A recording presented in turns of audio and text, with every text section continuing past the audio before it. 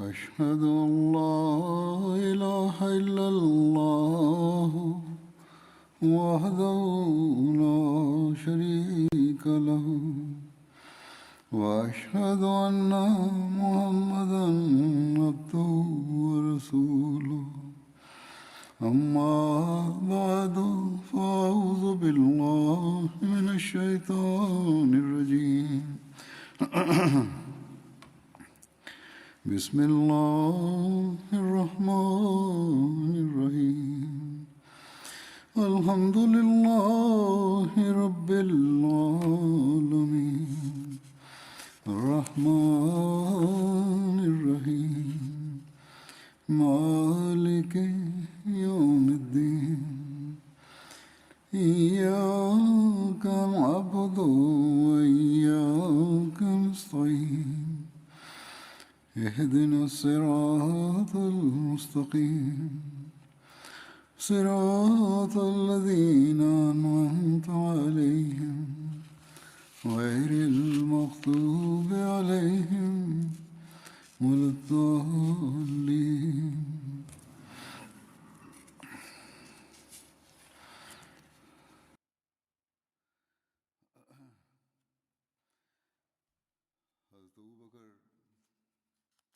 Hazrat Amirul Mominin Mwenyezi Mungu amsaidie sana anasema, Hazrat Abu Bakar radhiallahu taala anhu katika zama za ukhalifa wake alilazimika kukabiliana na shida mbalimbali ambazo nilikuwa nazieleza. Shida ya kwanza iliyokuwa imeelezwa ni ghamu ya kifo cha Mtume sallallahu alaihi wasallam ambayo ilimhuzunisha kila Muislamu, lakini hata Abubakar aliyekuwa rafiki yake ya utotoni, yeye alikuwa amehuzunika mno, na zaidi ya hayo daraja aliyokuwa nayo ya unyofu wake na jinsi alivyokuwa ameelewa umuhimu na maana ya baiati katika swala hilo hakuwa na mfano wake.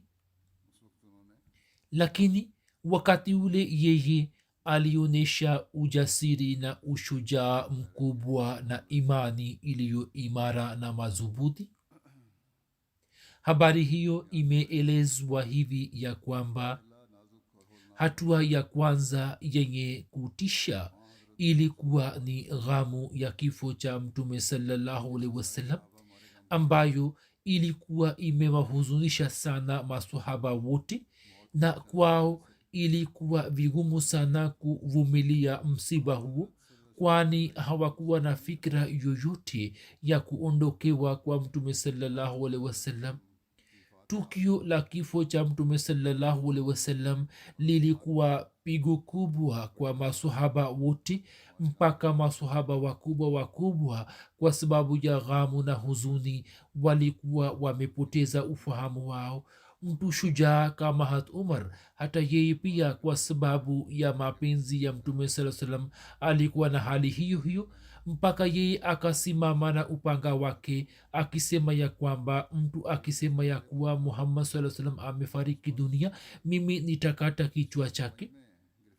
Na kwa sababu ya kitendo hicho cha Hazrat Umar, Waislamu kwa kumsikia yeye walikuwa wameshikwa na wasiwasi ya kwamba je, kwa kweli Mtume sallallahu alaihi wasallam amefariki au la. Na ilikuwa karibu ya kwamba masahaba hawa watukufu katika mapenzi ya Mtume sallallahu alaihi wasallam wakisahau mafundisho ya msingi ya tauhidi, wangeanza kusema ya kwamba hapana, Mtume sallallahu alaihi wasallam hawezi kufa wala hajafa. Wakati ule hata Abubakar Siddiq akaja katika msikiti wa unabii na akielekea kwa watu waliokuwa wamejumuika katika msikiti ule, akasema, eni watu, man kana minkum yabudu muhammadan fa inna muhammadan qad mata wa man kana minkum yabudu llaha fa inna llaha hayyun la yamut. Mtu aliyekuwa akimwabudu muhammad sallallahu alaihi wasallam asikie ya kwamba muhammad sallallahu alaihi wasallam ameshakufa, na mtu aliyekuwa akimwabudu allah afurahi ya kwamba mwenyezi mungu yu hai wala hatakufa. Licha ya mapenzi makubwa aliyokuwa nayo kwa mtume sallallahu alaihi wasallam ambayo hayakuwa na mfano wake, lakini katika hali hiyo pia yeye akatoa darsa ya tauhidi. kisha akasema, wama muhammadun illa rasul kad khalat min qablihi rusul afain mata au kutila nqalabtum ala aqabikum. yani muhammad sallallahu alaihi wasallam alikuwa mtume wa allah tu, na mitume wote waliopita kabla yake wameshakufa tayari. sasa kwa nini yeye hatakufa? kama yeye atakufa au akiuawa, basi je, mtarejea kwa visigino vyenu na mtaiacha islam? hivyo hata abubakar raziallahu anhu kwa kutumia hikima na hima ya ajabu katika hali ile ya huzuni na ghamu akawapa moyo masahaba na akawa sababu ya kuitibu mioyo yao iliyokuwa imehuzunika, na upande wa pili akaimarisha jengo la tauhidi lililokuwa linatikisika, sawa na kauli ya sayidina ahmad alah salam inayosema ya kwamba kisha mawazo yaliyokuwa yamezalika mioyoni mwa baadhi ya masahaba kuhusu maisha ya mtume sallallahu alaihi wasallam, yeye akitoa kumbukumbu ya aya moja ya qurani tukufu katika mkutano wa kawaida akafutilia mbali mawazo yote, na pamoja na hayo pia akaondoa wazo ambalo kwa sababu ya kutokufikiri vizuri kuhusu baadhi ya hadisi lilikuwa linapatikana katika mioyo ya watu mbalimbali. kazi nyingine kubwa aliyoifanya abubakar sidik raziallahu taala anhu katika huzuni ile na kuunganisha umati wa kiislam wakati wa uchaguzi wa ukhalifa. yani yeye wakati wa uchaguzi wa ukhalifa aliunganisha umati wa kiislam. baada ya kifo cha mtume sallallahu alaihi wasallam, hatari nyingine iliyotokea ilikuwa ni kujumuika kwa ansar katika sakifa banu saida, ambapo mwanzoni ilikuwa inaonekana hivi ya kwamba ansar kwa namna yoyote iwayo hawatakuwa tayari kumkubali khalifa kutoka wahajiri, na wahajiri hawatakubali khalifa yeyote kutoka answar. na ilikuwa karibu ya kwamba jambo likizidi kutoka hutuba za kuhitilafiana litakuwa limefikia kuzinyosha panga, ambapo katika muda huo wenye hatari mwenyezi mungu akatia athari kwenye ulimi wa hata abubakar sidik raziallahu anhu, na upande wa pili akaielekeza mioyo ya watu ielekee kwa hata abubakar mpaka utengano huo wote na hitilafu hizi zote zikabadilika kwa mara ya tena katika upendo na muungano, kama asemavyo hat masihi maud alah salam na kama wana wa israeli baada ya kifo cha hat musa walikuwa wamemtii yusha bin nun wala hawakuhitilafiana naye na wote wakaonyesha utii kwake. hivyo ndivyo itokavyo kwa abubakar raziallahu anhu, na wote wakalia katika huzuni ya kuondokewa kwa mtume sallallahu alaihi wasallam, kisha wakakubali utii wa abubakar raziallahu taala anhu. jambo la tatu lililo muhimu sana na fitna ambayo kuiondoa kulikuwa ni jambo la lazima sana, na jinsi abubakar alivyoimaliza fitna hiyo ilikuwa ni kutuma kwa kikosi cha usama. jeshi hili mtume sallallahu alaihi wasallam alikuwa ameliandaa kupigana vita na warumi juu ya mipaka ya siria. baada ya vita vya mauta na tabuk, mtume sallallahu alaihi wasallam alikuwa na wasiwasi ya kwamba kwa sababu ya kuzidi kwa hitilafu baina ya uislam na ukristo na kwa sababu ya fitina za mayahudi, watu wa roma wasije wakaushambulia uarabuni. katika vita vya mauta hat zaid, hat jafar, hat abdullah bin rawaha, maamir watatu wa waislam waliuawa shahidi mmoja baada ya mwingine. mauta ni mji upatikanao mashiriki mwa urdun katika ardhi yenye rutba.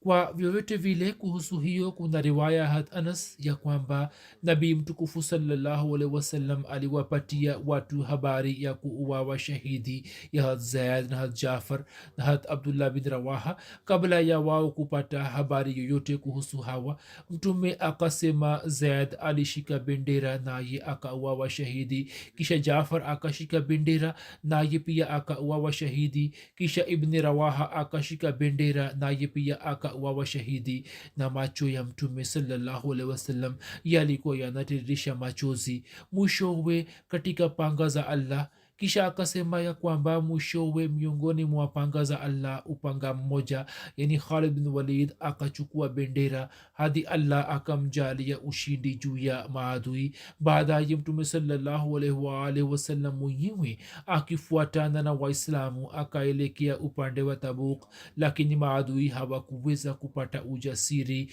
wa kutoka nje na kupigana na waislamu, na wakaona ni kheri kwao katika kuingia kwenye maeneo ya ndani ya siria na kujisalimisha kutoka mashambulio ya waislamu.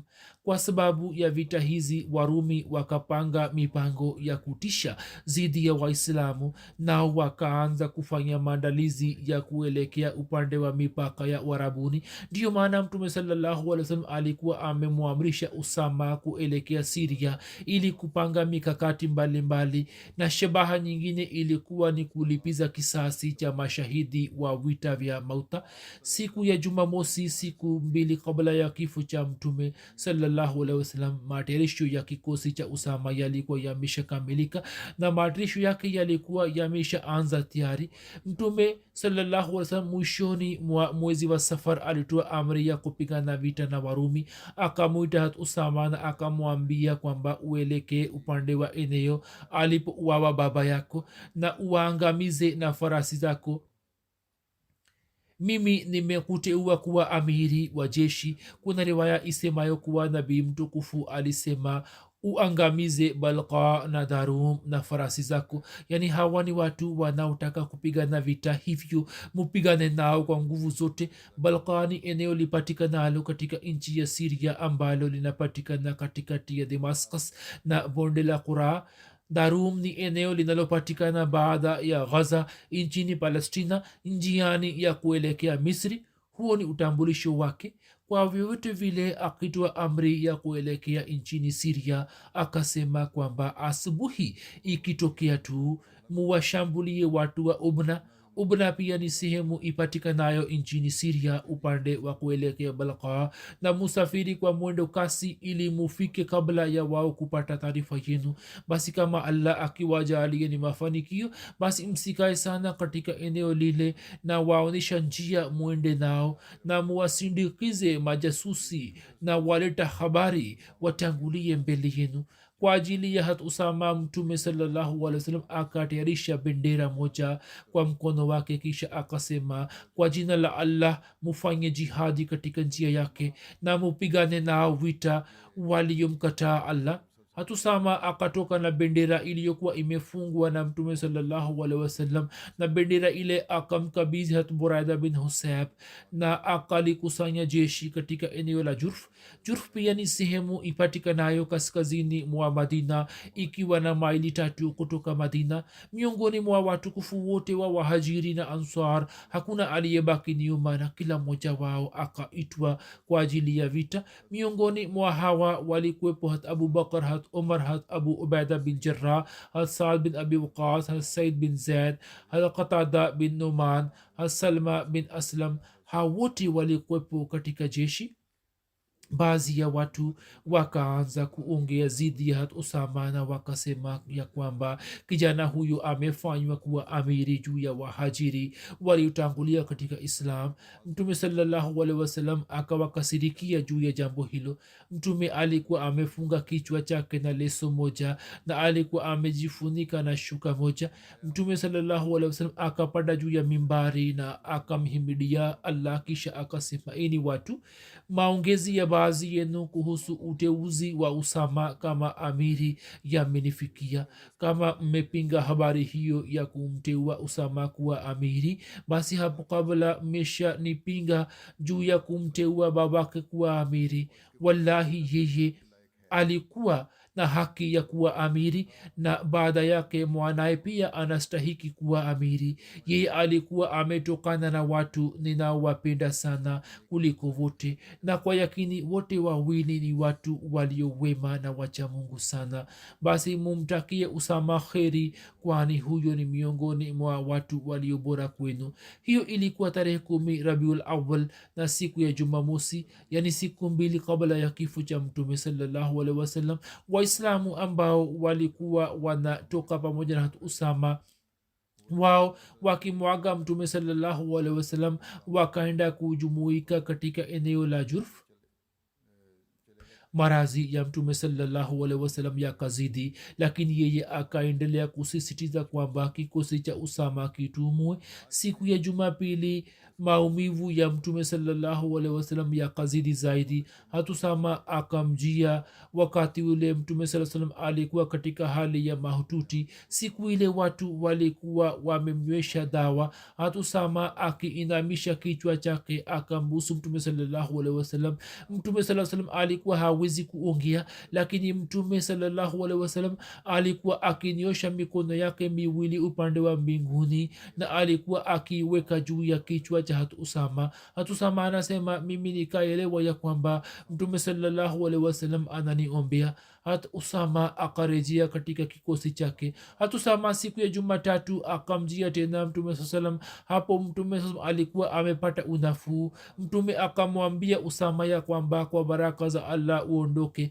Usama akitoka kwa Mtume sallam akaelekea upande wa kikosi chake na akawaamuru watu kuondoka. Yeye alipokuwa ameamua kuondoka tu, ndipo mtu mmoja akaja na ujumbe wa Umme Ayman ya kwamba muda wa mwisho wa Mtume sallallahu alaihi wasallam ukaribu. Hapo Usama akamjia tena Mtume sallallahu alaihi wasallam, na safari hii Umar na Abu Ubaida pia walikuwa pamoja naye, na Mtume alikuwa na hali mahututi. 12 Rabiul Awwal, siku ya Jumatatu, jua lilipozama, Mtume sallallahu alaihi wasallam alifariki dunia. Na kwa sababu ya kifo chake jeshi la Waislam likitoka kutoka Jurf likarejea Madina, na Buraida bin Husayb akaleta bendera ile ya Usama na akaiweka karibu na mlango wa Mtume sallallahu alaihi wasallam. Sawa na riwaya moja, jeshi la Usama lilipokuwa katika Zikhushb, kifo cha Mtume sallallahu alaihi wasallam kilitokea. Zikhushb ni jina la bonde moja linalopatikana njiani ya Madina kuelekea Siria. Kwa vyovyote vile bayati hata Abubakar ilipofanywa tayari, hapo hata Abubakar radhiyallahu anhu akamwamuru hata Buraida bin Husayb ya kwamba uende na bendera katika nyumba ya Usama ili yeye aondoke ili kutimiza lengo lake. Hata Buraida akaleta bendera ile katika sehemu yake ya kwanza ya jeshi. Idadi ya jeshi lile inayoelezwa ni 3,000, na sawa na riwaya nyingine hata Usama bin Zaid alikuwa ametumwa kuelekea Syria pamoja na watu 700.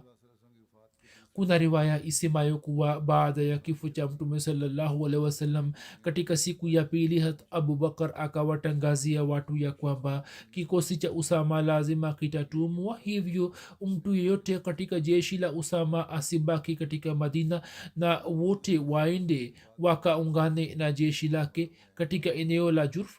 Baada ya kifo cha Mtume sallallahu alaihi wasallam, Uarabuni mzima, hata kama alikuwa mtu wa kawaida au mtu maalum, takriban katika kila kabila fitina ya kuritadi ilikuwa imeenea na unafiki wao ulikuwa umezihiri. Na wakati ule Mayahudi na Wakristo walikuwa wameanza kuinua shingo zao na kuangalia hapa na pale. Na kwa sababu za kifo cha Nabii sallallahu alaihi wasallam na idadi ndogo ya Waislamu na uwingi wa maadui, hali yao ilikuwa inafanana na mbuzi na makondoo katika usiku wenye mvua, yani walikuwa hawana msaada wowote. Hapo watu wakamwambia abubakar ya kwamba watu hawa wanafahamu ya kuwa jeshi la usama ndiyo jeshi la waislamu, na kama unavyoona waarabu wamekuasi, hivyo si vyema ya kuwa wewe ulitume jeshi hili la waislamu, yani jeshi la usama. Hapo hata abubakar akasema, na apa kwa dhati ambaye uhai wangu umo mkononi mwake, kama niwe na yakini ya kwamba wanyama wa porini watanimaliza, hata hivyo mimi sitabadilisha amri ya mtume sallallahu alaihi wasallam aliyoitoa kuhusu kikosi cha usama.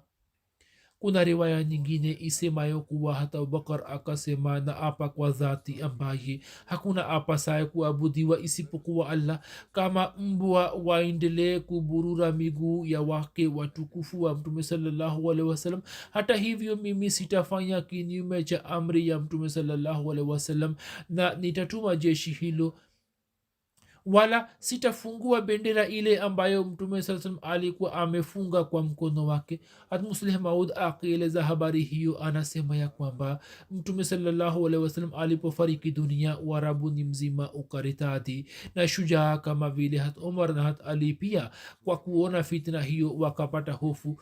mtume salallahu alaihi wasallam karibu na kifo chake alikuwa ametayarisha jeshi moja ili kushambulia maeneo ya kirumi, na alikuwa amemteua hat usama kama amiri wa jeshi hilo lilikuwa bado halijaondoka, ndipo mtume sallallahu alaihi wasallam akafariki dunia, na juu ya kifo chake warabuni uliporitadi, ndipo masahaba wakafikiri ya kwamba kama katika muda huo wa maasi kikosi cha usama kikitumwa kushambulia maeneo ya kirumi, hapo nyuma watakaobaki watakuwa ni wazee na watoto na kina mama tu, na madina itakosa ulinzi. hivyo wao wakatoa rai ya kwamba ujumbe wa maswahaba wakubwa uende kwa hat abubakar na umwombe ya kwamba yeye azuie jeshi hili mpaka uasi umalizike. hivyo hat umar na maswahaba wengine wakubwa wakamjia na wakamwomba kufanya hivyo. hata abubakar aliposikia akawapa jibu kwa hasira sana ya kwamba, je, nini mnataka ya kwamba baada ya kifo cha mtume sallallahu alaihi wasallam kazi ya kwanza ambayo mwana wa abu kahafa aifanye ni ya kwamba jeshi ambalo mtume sallallahu alaihi wasallam alikuwa ametoa amri ya kulituma yeye alizuie? kisha ye akasema, wallahi kama majeshi ya maadui waingie katika madina na mbwa waendelee kuburura maiti za wanawake wa islamu, hata hivyo mimi sitazuia kikosi hicho ambacho mtume saa salam alikuwa ametoa amri ya kukituma. ujasiri na ushujaa huo ukapatikana kwa hata abubakar, kwani allah alikuwa amesema hivi ya kwamba muhammadun rasulullah walazina maahu ashiddao ala lkufari, kama waya wa kawaida ukiungana na umeme unapata nguvu kubwa yenye shani, vivyo hivyo kutokana na uhusiano na muhammad saa salam waumini wake pia wakawa wasadikishaji wa ashiddao ala lkufar. masihi maud alah salam akieleza jambo hili la kutuma kwa kikosi cha usama anasema katika kitabu chake kiitwacho sirul khilafa, siri ya ukhalifa, ya kwamba ibni athir ameandika katika historia yake ya kwamba kifo cha mtume sallallahu alaihi wasallam kilipotokea na taarifa ya kifo chake ilifika makka na ikamfikia gawana wa huko, yani atab bin usaid. hapo atab akajificha na makka ikatikisika, na ilikuwa karibu ya kwamba wakazi wake wangeritadi, na ameandika zaidi ya kwamba waarabu wakaritadi kutoka kila kabila, watu wa kawaida na watu maalum wakaritadi, na unafiki wao ukazwihiri, na mayahudi na wakristo wakaanza kuinua shingo zao na kuangalia hapa na pale, na hali ya waislamu kwa sababu ya kifo cha mtume wao na pia kwa sababu ya idadi yao ndogo na uwingi wa maadui ilikuwa imefanana na hali ya mbuzi na kondoo wanayokuwa nayo katika usiku wenye mvua kubwa. hapo watu wakamwambia abubakar kwamba watu hawa wanafahamu ya kuwa kikosi cha usama ndiyo kikosi cha waislamu tu, na kama unavyoona waarabu wamekuasi basi si vizuri kwamba wewe utume kikosi hicho katika muda huo. hapo hata abubakar akasema na apa kwa dhati ambaye uhai wangu umo mkononi mwake, kama niwe na yakini ya kwamba wanyama wa porini wataniua, hata hivyo mimi sawa na amri ya mtume saa salam lazima nitatuma jeshi la usama. uamuzi aliotoa mtume salallahu alaihi wasallam mimi siwezi kuusitisha. ilmuradi yeye akatekeleza amri ya mtume salallahu alaihi wasallam kama ilivyokuwa na akaifuata, na masahaba waliokuwa katika jeshi la usama akawaamuru kushiriki tena katika jeshi lake. yeye akasema kila mtu aliyekuwa ameshiriki katika kikosi cha usama na mtume salallahu alaihi wasallam alikuwa amemwamuru kushiriki, yeye asibaki nyuma kamwe, wala sitampa ruksa ya kubaki nyuma. hata kama yeye alazimike kutembea kwa miguu lazima aende hivyo. hakuna yote aliyebaki nyuma na wote wakashiriki kwenye jeshi. kwa vyote vile jeshi likawa tayari. baadhi ya maswahaba kwa sababu ya hali tete wakatoa ushauri tena wakisema ya kwamba kwa muda tu jeshi hilo lisitumwe. sawa ni riwaya moja hat uthama akamwambia hat umar ya kwamba wewe uende kwa abubakar na umwambie ya kwamba yeye asitishe amri ya kutuma jeshi ili tuweze kupambana na waritadi na tuweze kuwalinda khalifa wa mtume na wake zake na waislamu kutoka mashambulizi ya washirikina.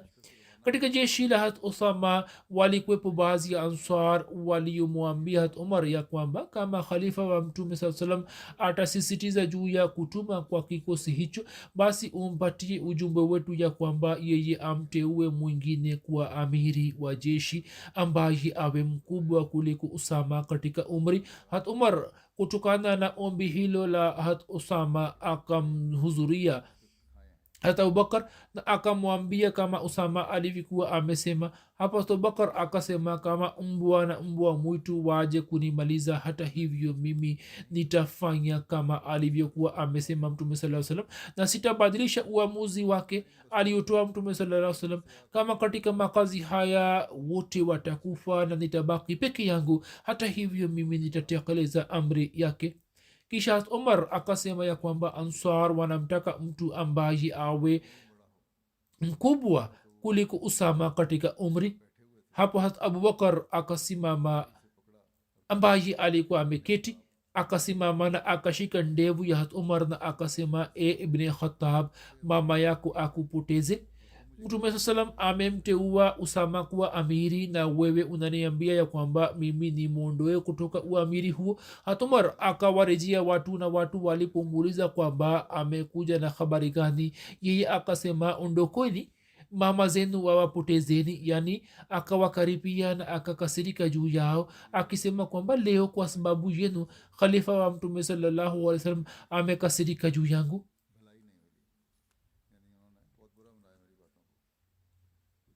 sawa na amri ya hat abubakar jeshi la usama lilipojumuika katika eneo la jurf, hat abubakar mwenyewe akaenda huko na baada ya kufika kule akakagua jeshi na akapanga safu zake. muda wa kuondoka kwa jeshi ulikuwa ni wenye kusisimua imani. wakati ule usama alikuwa amepanda farasi ilhali abubakar alikuwa anatembea kwa miguu. hatusama akasema e khalifa wa mtume saa salam, wewe upande na kama hapana basi mimi pia nashuka chini. hata abubakar akasema wallahi wewe hutashuka chini na mimi pia sitapanda, na sina shida ikiwa mimi nachafua miguu yangu katika vumbi kwa ajili ya allah tu, kwani mwenye kushiriki katika vita kila anapopiga hatua moja mema 700 yanaandikwa kwa ajili yake na anapandishwa katika daraja za 700 na makosa yake 700 yanafutwa. kisha abubakar akamwambia hat usama, kama unaona inafaa basi umwache hat umar abaki kwangu kama msaidizi wangu katika shughuli zangu mbalimbali. hapo hat usama akatoa ruksa yake. baadaye hat usama baadaye hat umar alipokuwa akikutana na hat usama na pale alipochaguliwa kuwa khalifa pia alikuwa akimwita akisema assalamu alaika ayuhal amir. hat umar kwa kuwa alikuwepo katika jeshi la usama, hivyo wakati ule alikuwa anamwambia usama kwamba assalamu alaika ayuhal amir, na hat usama alikuwa anamjibu akisema kwamba ghafarallahu laka ya amira lmuminin, e amiri wa waumini, allah akughufirie. kisha mbele inasema ya kwamba hat abubakar akihutubia jeshi akasema kwamba mimi nataka kuwa nasihini kuhusu mambo 10 ya kwamba nyini msifanye hiana na msiibe mali ya ghanima, msivunje ahadi na msikate masikio na pua za maadui, wala msitoe macho yao, wala msiharibu nyuso zao, na msimue mtoto mdogo wala mzee wala mwanamke, na msikate mitende wala msiiteketeze, wala msikate miti yenye matunda, wala msichinje mbuzi na ngombe na ngamia, isipokuwa kwa ajili ya chakula tu. na nyini mtapita karibu na watu ambao wamejitolea wakfu katika makanisa mbalimbali, basi nini muwaache juu ya hali zao, yani mapadre wote msiwazuru, na nini mtawaindia watu watakao waleteni vyakula vya aina mbalimbali, nini mvile kwa kutaja jina la allah juu ya vyakula vile. sio maana kwamba kama wamewaleteni chakula museme kwamba ni haramu, mule kwa kusoma bismillah, na nyini mtakutana na watu ambao watakuwa wamenyoa nywele zao kutoka katikati na watakuwa wameacha nywele zao kutoka kona zote 4, basi muwashughulikie na upanga. Huzuri anasema kuhusu watu hawa, kuna riwaya mbalimbali ya kwamba kulikuwa na kundi moja la wakristo wasiokuwa mapadre, lakini walikuwa viongozi wa kidini, nao walikuwa wanawachochea watu zidi ya waislamu ili wapigane nao vita, na pia walikuwa wanashiriki katika vita. ndiyo maana mtume akasema kwamba waliyo mapadre na wamo ndani ya makanisa msiwazuru wala msipigane nao vita, lakini watu wa namna hiyo na wanawafuata mupigane nao vita, kwani watu hawa ni wenye kupigana vita na pia wanawachochea wengine juu ya vita. akasema kwa jina la allah muondoke, allah awasalimisheni kutoka kila aina ya jiraha na marazi na tauni. kisha hata abubakar akamwambia usama kwamba amri ambayo mtume alikuwa amekupatia ufanye kama ulivyoamrishwa, wala usionyeshe uzembe wowote katika kutekeleza amri za mtume sallallahu alaihi wasallam. kisha baada yake hata abubakar akifuatana na hata umar akarejea madina. mwishoni mwa rabiul awal mwaka wa 11 hijria, hata abubakar akalisindikiza jeshi la usama, na sawa na riwaya moja akalisindikiza mosi rabiul thani mwaka wa 11 hijria. hatusama akimaliza safari ya mausiku 20 akawafikia watu wa ubna na akawashambulia ghafla, na kauli mbiu ya waislamu ilikuwa ni ya mansur ummat, yani e mansur bigeni, yani aliyejitokeza kupambana nani muwaue tu. hivyo kila aliyekuja mbele yao wakamua na wengine wakawafanya kuwa mateka. hatusama akawatembeza wapanda farasi wake katika uwanja wa wita. siku ile mali ya ghanima waliopata wakaendelea kuikusanya. hatusama alikuwa amepanda farasi ya babake aitwaye sabaha, naye akimshambulia muaji wa babake na akamua. muda wa jioni ulipowadia, hat usama akawaamuru watu kuondoka na akaongeza mwendo wake. yeye katika mausiku 9 akafika katika bonde la Quraa na akawatuma wapasha habari waende Madina ili watoe habari ya usalama wa jeshi. kisha yeye akaamua kuondoka na katika mausiku 6 akafika Madina. katika vita hiyo hakuna muislamu yote aliyeuawa shahidi. jeshi hilo lilipofika Madina pamoja na ushindi, hata Abubakar akifuatana na wahajiri na watu wa Madina akifurahia usalama wa jeshi akatoka nje ili kuwapokea.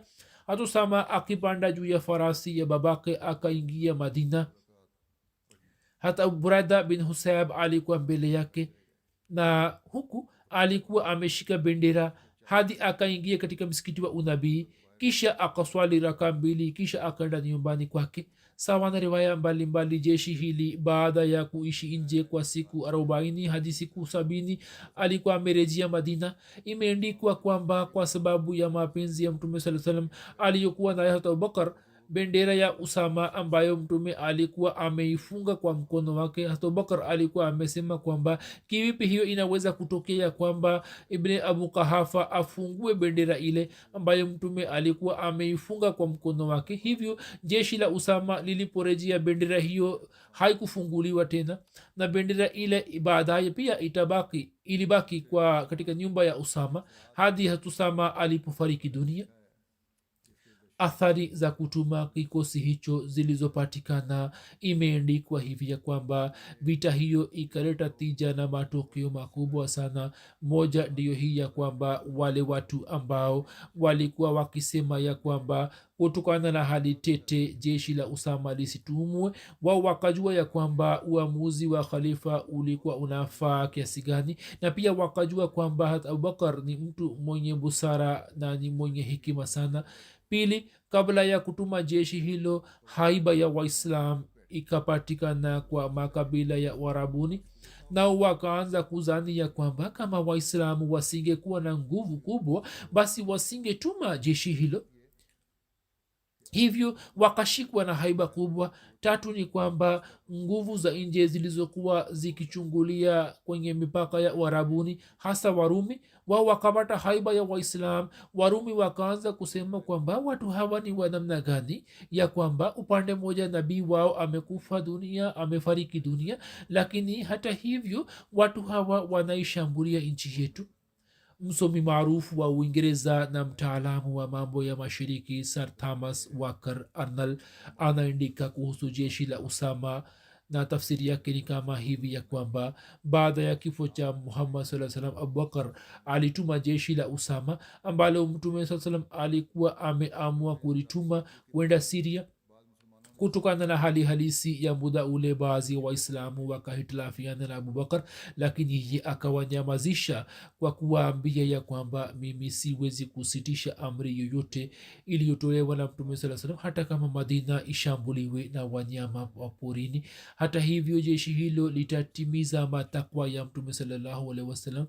hiyo ilikuwa ni vita ya kwanza katika vita zile ambazo kwa kupitia kwazo waislamu wa katika siria na iran na afrika kaskazini, na wakaumaliza utawala wa zamani wa kiajemi na wakateka majimbo bora kutoka utawala wa kirumi.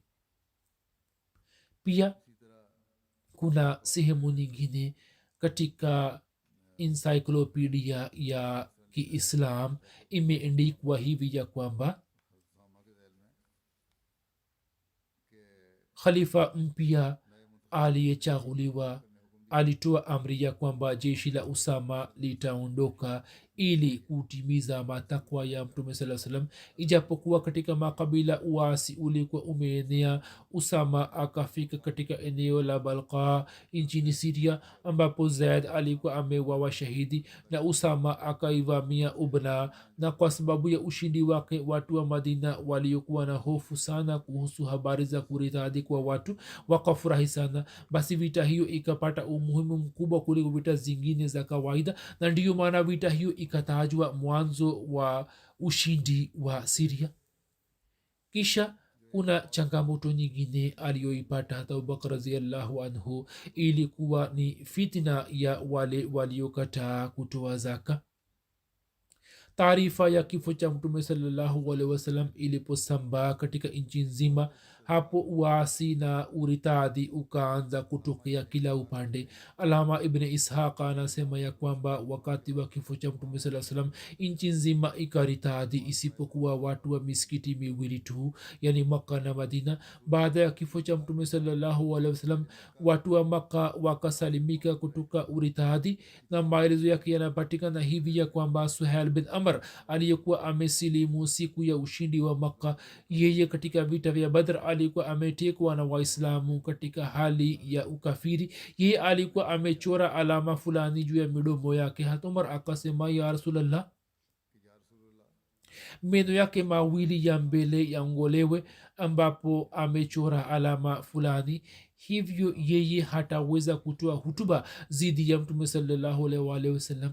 Mtume sallallahu alaihi wasallam akasema, umar, mwache huyu, ni karibu ya kwamba mtu huyu asimame katika sehemu ambapo wewe uwe unamsifu. Hat umar alikuwa na nia ya kumwazibu, lakini mtume saa salam akasema kwamba msimzuru, na muda utafika ambapo yeye atakuwa na daraja fulani, atasimama kwenye sehemu fulani na ataongea mambo mbalimbali mpaka wewe pia utamsifu. Na anasema kwamba nafasi hiyo ikapatikana pale ambapo kifo cha mtume saa salam kilipotokea na watu wa Makka wakatikisika. Quraishi walipowaona watu wa Warabuni wakiritadi, na hata Ataa bin Usaid Amui aliyekuwa ameteuliwa na mtume saa salam kama amiri wa watu wa Makka, ye akaenda kujificha. Wakati ule Usaid bin Amr akasimama na akatoa hutuba akisema kwamba eni kundi la Quraish, baada ya kusilimu katika muda wa mwisho, musije mukawa wa kwanza kuritadi.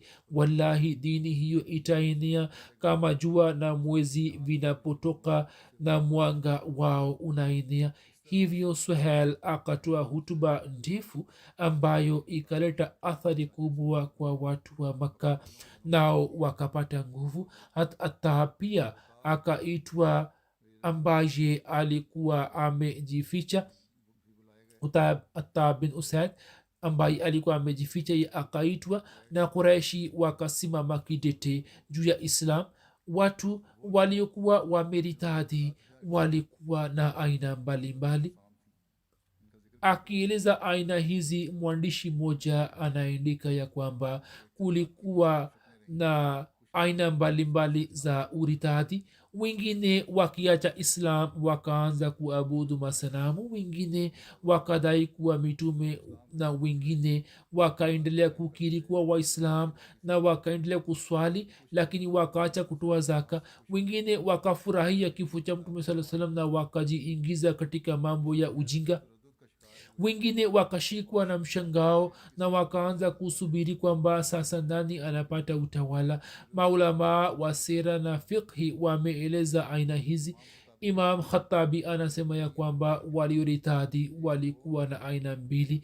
Kundi la kwanza ni wale walioacha dini na wakaacha Islam na wakarejea katika ukafiri. Kundi hilo lilikuwa na madhehebu mawili. Dhehebu moja lilikuwa ni la watu waliowaamini Musailama Kazab na Aswad Ansi na wakasadikisha utume wao na wakaukataa utume wa mtume sallallahu alaihi wasallam. Na kundi la pili lilikuwa ni la watu walioritadi na wakakataa kutekeleza amri za sheria za Islam na sala na zaka na wakarejea katika dini ya ujahilia. Na aina ya pili ya watu walioritadi ilikuwa ni ya watu waliotofautisha katika swala na zaka. Walikuwa wanaswali lakini wakakataa kutoa zaka. Walikuwepo watu ambao walikuwa wanataka kutoa zaka lakini viongozi wao walikuwa wamewazuia. Qazi Ayaz ameeleza aina tatu za watu walioritadi. Yeye anasema kwamba kuna aina tatu za watu. Moja ni wale walioanza kuabudu masanamu, wengine waliofuata Musailama Kazab na Aswad Ansi, na kundi la tatu ni wale walioendelea kubaki katika Islam lakini wakakataa kutoa zaka. Na wakasema kwamba zaka ilikuwa wajibu mpaka kifo cha mtume saa salam tu. Kisha kuna Daktari Abdurrahman, yeye anasema kwamba walioritadi wana aina nne. Moja, wale walioanza kuabudu masanamu. Pili, wale waliowatii mitume waongo Aswad Ansi, Musailama Kazab na Sajjah. Na tatu ni wale waliokataa kutoa zaka. Na nne, wasiokataa kutoa zaka lakini wakasema kwamba sisi hatutampatia Abubakar zaka zetu. Makabila yaliyokataa kutoa zaka majina yao ni kama vile Abs na Zibian na Banu Kanana na Ghatfan na Fazara. kabila hawazan pia walikuwa wamekataa kutoa zaka. kuhusu watu hawa waliokataa kutoa zaka, hata abubakar raziallahu taala anhu alikuwa ameshauriana na masahaba mbalimbali kwamba tufanye nini zidi ya watu hawa waliokataa kutoa zaka, kwamba je tupigane nao vita. amesema kwamba wanapigana vita na wale wanaokataa kutoa zaka. hata abubakar akiwakusanya masahaba wakubwa wakubwa akashauriana nao kuhusu kupigana vita na wale waliokataa kutoa zaka. walikuwa wanajiita kuwa waislamu lakini walikuwa hawataki kutoa zaka. hatumar pia hatumar na waislamu wengine walikuwa na rai ya kwamba sisi hatutakiwi kupigana nao vita kwa sababu watu hawa wanamwamini allah na mtume wake, bali sisi tukiwa pamoja nao tupigane zidi ya wale walioritadi. wengine rai yao ilikuwa kinyume chake, lakini idadi yao ilikuwa ndogo sana. sawa na riwaya moja maswahaba wakamshauri hata abubakar ya kwamba waliokataa kutoa zaka uwache juu ya hali zao na uwape moyo hadi imani iimarike katika mioyo yao, kisha zaka ichukuliwe kutoka kwao. hata abubakar hakukubali rai hiyo. hata abubakar alikuwa na rai yake akisema kwamba kwa kupigana vita na waliokataa kutoa zaka tuwalazimishe kutoa zaka, na akasema kwa nguvu kwamba wallahi kama wakikataa kutoa kamba moja ambayo walikuwa wanatoa katika zama za mtume saa salam, hata hivyo mimi nitapigana nao vita. kuna riwaya ya bukhari, abu huraira anasimulia kwamba umar akasema kivipi utapigana nao ilhali mtume wa allah amesema umirtu an uqatila nnasa hata yaqulu la ilaha illa llah waman qalaha faqad asama minni malahu wa nafsahu illa bihaqihi wa hisabuhu ala llahi. nimeamrishwa ya kwamba nipigane na watu hadi wakiri kwamba la ilaha illallah, na aliyekiri akasalimisha mali na nafsi yake kutoka kwangu isipokuwa kwa msingi wa haki, na hisabu yake ni juu ya allah. hata abubakar akasema wallahi nitapigana nao vita wale waliotofautisha kati ya swala na zaka, kwani zaka ni haki ya mali. wallahi wasiponipatia mtoto wa mbuzi ambaye walikuwa wanampatia mtume saa salam kama zaka, basi nitapigana nao vita. hata umar akasema wallahi hiyo haitatokea, lakini allah akamfungulia abubakar kifo chake, nami nikajua kwamba hiyo ndiyo haki. yani umar akalazimika kukiri kwamba kile asemacho abubakar ni sahihi. Hazrat Zainul Abidin Waliullah Shah Saheb akieleza maelezo ya hadisi asama minni malahu wa nafsahu illa bihaqihi, ameandika ya kwamba maneno ya illa bihaqihi lislam yanaangazia zaidi mada yenyewe. muislamu pamoja na kukiri la ilaha illallah asipojali haki za kiislam, basi yeye pia anawajibika. pamoja na kuamini pekee yeye hawezi kusalimika na adhabu. maneno ya bihaqihi lislam yana maana za aina mbili. moja, liwe swala la haki za kiislam. haq ni masdar inayotoa mafhumu ya jama. pili, pale ambapo islam ina lazimu kuchukua mali na nafsi, hiyo imetumika kwa maana ya mutaddi. usalama wa watu wa umati unategemea utekelezaji wa haki, kama vile kutokulipa kodi kuna adhabu yake, pia kutokulipa zaka pia ni uasi na unataka adhabu. mwanzoni hat umar hakuafikiana na abubakar, lakini aliposikia maana ya ile bihaqihi, basi hapo akakubali rai yake. tukio hilo linaonyesha kwamba kusema kwa ulimi tu kwamba la ilaha illallah bila kuwa na matendo mema ni jambo lisilo na maana. kichwa cha habari ya mada hii ni aya ifuatayo: fain tabu wa aqamu salata wa atawu zakata fakhallu sabilahum. katika hali hiyo allah akieleza mada ya aya iliyotajwa hapo juu anasema fain tabu wa aqamu salata wa atawu zakata fa ikhwanukum fi ddin, yani wakitubu na wasimamishe swala na watoe zaka, basi wao ni ndugu zenu katika dini. maneno hayo yanathibitisha kwamba katika mambo hayo matatu mtu aliyeacha jambo moja hawezi kuwa muislamu.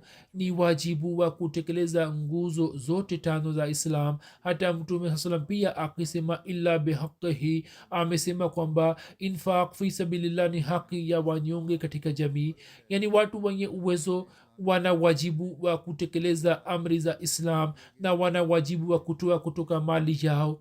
katika hali hiyo haki zao pia zitasalimika. hivyo kutoka maeneo ya ila bihaqihi, maana aliyoifanya hata abubakar ni dalili juu ya busara yake. sawa na rai yake, kutoa zaka ni kama kuasi, na mtu asiyetoa zaka anatoka nje kutoka jamii ya kiislam, na kwa sababu ya uasi wake kupigana naye vita ni jambo la lazima.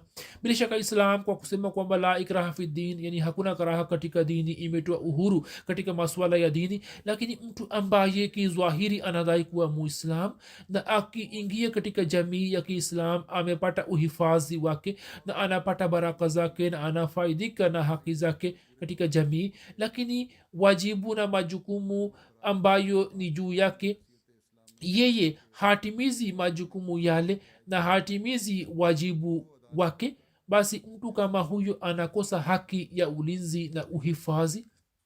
katika dunia hakuna serikali yoyote inayovumilia watu wanaoasi na wanavunja kanuni. nizamu ya zaka na sadaka inahusika na jamii wala si mtu fulani, na matokeo yake pia yanahusika na jamii na si mtu fulani. sawa na riwaya moja hat umar akasema kwamba e khalifa wa mtume sallallahu alaihi wasallam, uwatendee watu kwa huruma na kwa upole, yani wahurumie. hapa abubakar akamwambia hat umar ya kwamba katika zama za ujahilia wewe ulikuwa shujaa sana, na katika islam sasa unaonyesha woga.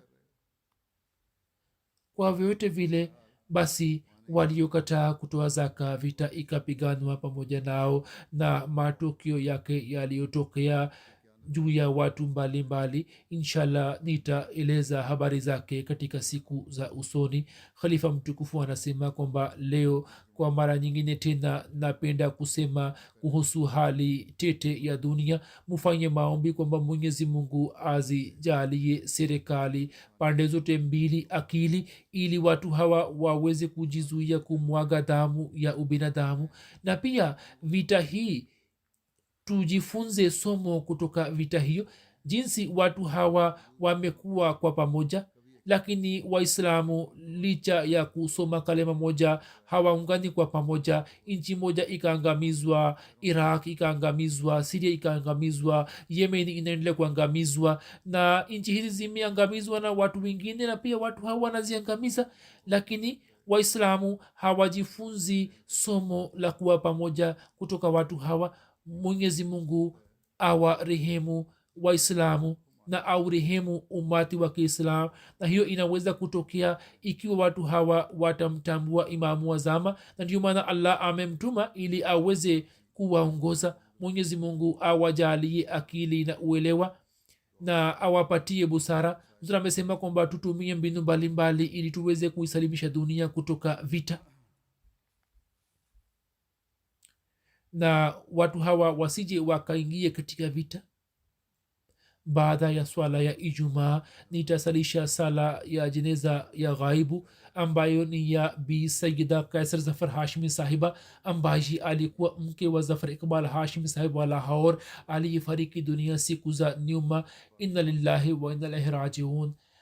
marehemu alikuwa mjukuu wa Sayyid Muhammad Ali Bukhari sahib, aliyekuwa sahaba wa Masihi Maud wassalam, na alizaliwa katika nyumba ya Sayyid Nazir Ahmad Bukhari sahib.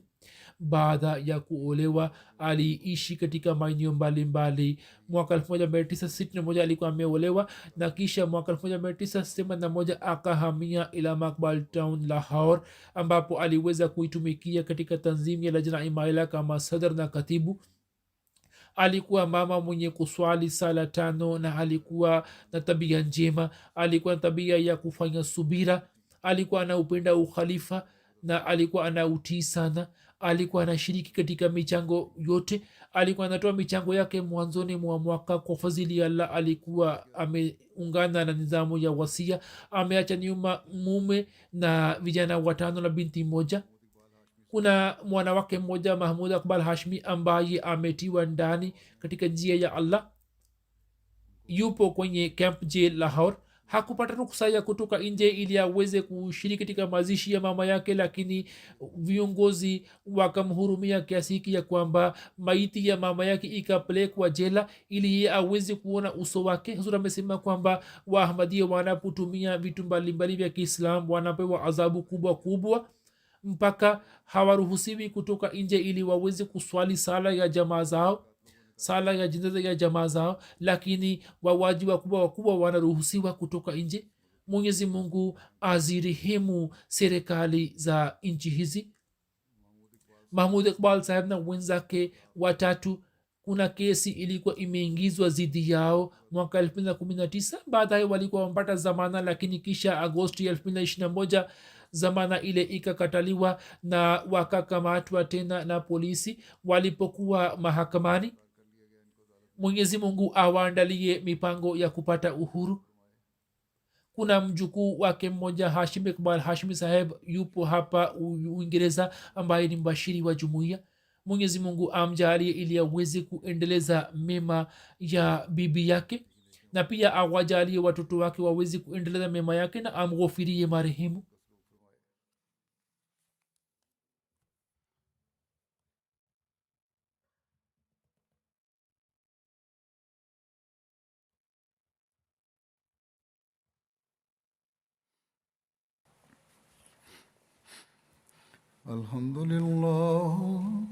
الحمد لله نحمده ونستعينه ونستغفره ونؤمن به ونتوكل عليه ونعوذ بالله من شرور أنفسنا ومن سيئات أعمالنا من يهده الله فلا مضل له ومن يضلل فلا هادي له ونشهد أن لا إله إلا الله ونشهد أن محمدا عبده ورسوله عباد الله رحمكم الله إن الله يأمر بالعدل والإحسان وإيتاء ذي القربى وينهى عن الفحشاء